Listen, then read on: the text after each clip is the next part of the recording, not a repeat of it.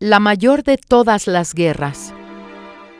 Y después de haber ayunado 40 días y 40 noches, tuvo hambre, y vino a él el tentador, y le dijo: Si eres hijo de Dios, di que estas piedras se conviertan en pan.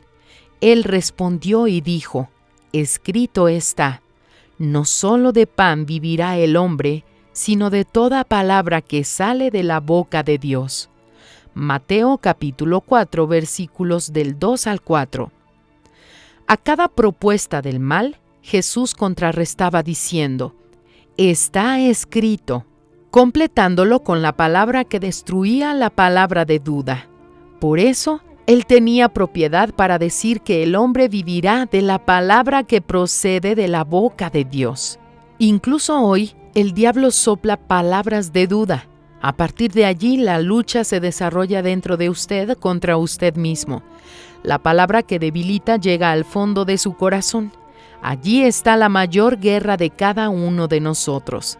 Pero quien usa la inteligencia apela a la receta que Jesús nos enseñó. Él venció usando solo la palabra. La palabra de Dios es el pensamiento de Dios. Cuando comienza a usar el pensamiento de Dios contra los pensamientos de duda, usted comienza a vencer. Deje de pensar los pensamientos que el diablo ha soplado en su mente y verá el cambio en su vida. Su vida cambia cuando sus pensamientos cambian. ¿Usted quiere tomar posesión de una vida transformada? Piense en los pensamientos de Dios. Para mantenerse firme y alcanzar las promesas, se debe luchar esa batalla diaria, usando la receta infalible que el Señor Jesús enseñó. Los pensamientos de Dios contra los pensamientos de duda. La convicción que nos mueve contra el miedo que nos paraliza. Esa elección solo usted puede hacerla. Debe hacerla hoy y a cada día de su vida, a cada nuevo paso que la fe le exija. ¿A cuál palabra va a oír?